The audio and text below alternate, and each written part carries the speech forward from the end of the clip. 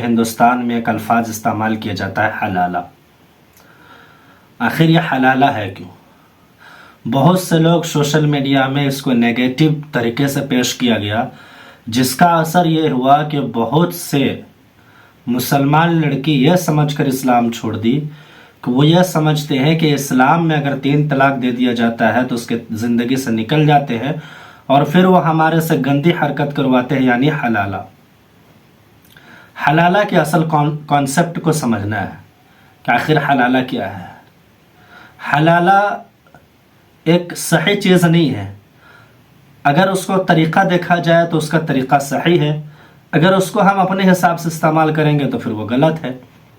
تو حلالہ کا الفاظ آیا کہاں سے؟ خاص طور پہ سوشل میڈیا کے اندر میں یہ چیز بہت زیادہ نیگیٹو طور سے پیش کیا گیا ہے. آج میں آپ کو بڑے وستار سے سمجھاتا ہوں. اگر آپ پوری ویڈیو کو دیکھیں گے تو اس بات کو بہت اچھی طریقے سے آپ سمجھ جائیں گے اور ایک بہت بڑے غلط فہمی سے آپ بچ جائیں گے.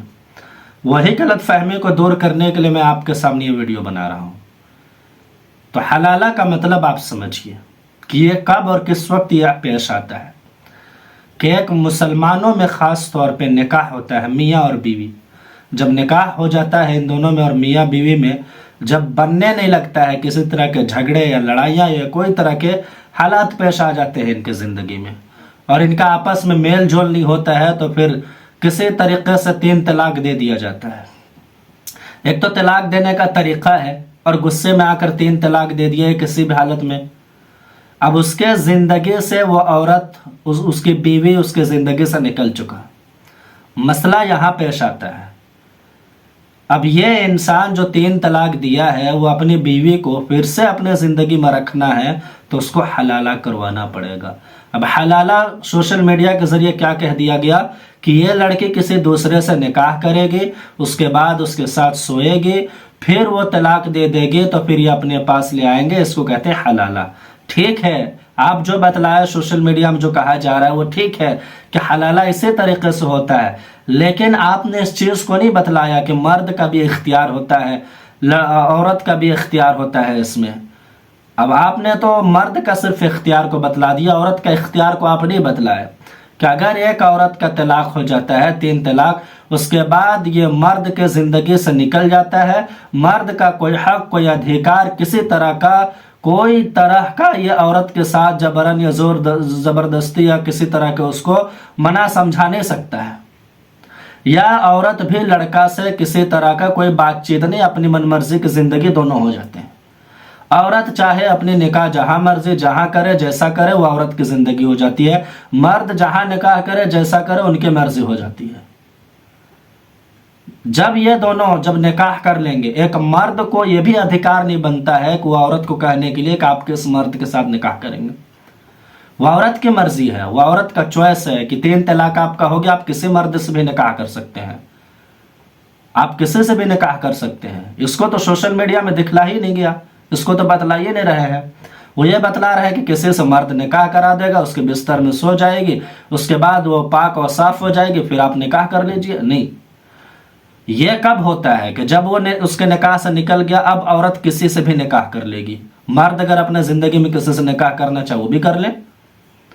تو ایک عورت جب دوسرے سے نکاح کرتی ہے تو اب اس کی زندگی میں وہ ایک مرد ہے.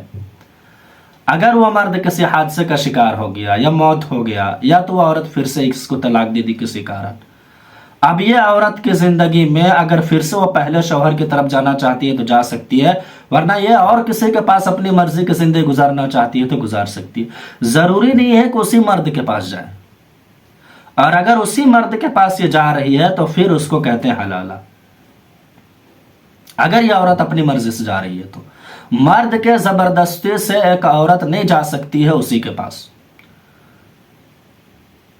سمجھ گئے بات کو کہ طلاق ہو جانے کے بعد وہ عورت کی اپنی مرضی ہوتی ہے، مرد کا اپنی مرضی ہوتا ہے. وہ مرد فورس نہیں کر سکتے کہ آپ اس سے نکاح کیجئے اس کے بعد وہ طلاق دے دیں گے تو آپ میرے نکاح میں آئیں گے. نہیں، یا مرد کو بھی آپ فورس نہیں کر سکتے کہ یہ جو نکاح کیا میری پہلی بیوی ہے، آپ اس کو ہم نے 3 طلاق دیا تھا اس لیے آپ کے پاس نکاح کیا ہے، اب اس کو آپ طلاق دے دیجئے. نہیں، اس وقت بھی عورت سے اجازت ضروری ہے. अगर वो औरत इजाज़त दे दे कि ठीक है आप मुझे तलाक दे दीजिए, मैं पहले शौहर के पास जाना चाहती हूँ, तो फिर वो मर्द वो शौहर वो उसको तलाक दे देगा, उसके बाद ये पहले शौहर के पास आएगा। यह पूरा कॉन्सेप्ट है, इसमें किसी भी औरत के अधिकार को दिखाई नहीं। औरत का भी अधिकार है इसमें कि 3 तलाक हो जाने के बाद वो जहाँ मर्जी वहाँ निकाह करे, जिनके साथ चाहती है उनके साथ निकाह करे। अब उनके निकाह करने के बाद अगर वो शौहर किसी तरह के हादसे का शिकार या किसी तरह का मामला पेश आ जाए या तलाक दे देती है, पहले शौहर की तरफ फिर से आ जाए, इसे हलाला कहा गया। सोशल मीडिया में यह चीज़ दिखलाया जा रहा है कि आप सबसे पहले जब निकाह 3 तलाक देते हैं तो किसी मर्द से निकाह करके उनके साथ हम बिस्तरी किया जाता है, यानी उनके साथ खलवत जलवत किया जाता है, उसके बाद फिर वो तलाक दे देते हैं, तो फिर इनके पास लाते हैं। हलाला यही है, हलाला यही है, मगर अधिकार भी तो है ना। क्या वो औरत आना चाहती है उन्हीं के पास दोबारा? एक औरत की चॉइस है ना। अब बहुत से मुसलमानों में यह तरीका इख्तियार किया जिसकी वजह से सोशल मीडिया में इस तरह की बातें पहुंची है। तो मेरे अजीज दोस्तों, सही मसला जानने के लिए और सही बात जानने के लिए आप ज़रूर इस चैनल को सब्सक्राइब कीजिए। और अगर वीडियो आपको अच्छी लगी हो और अगर आप समझे हैं इस बात को, तो आप कमेंट में कोई ना कोई राय अपनी पेश करें, ताकि मेरा भी दिल तसल्ली हो जाए कि हम जिसको बतला रहे हैं वो मेरी बात को समझ रहे हैं। और अगर नहीं समझ में आई है तो आप फिर भी कमेंट करें, ताकि मैं बेहतरीन अंदाज में समझाने की कोशिश करूँगा।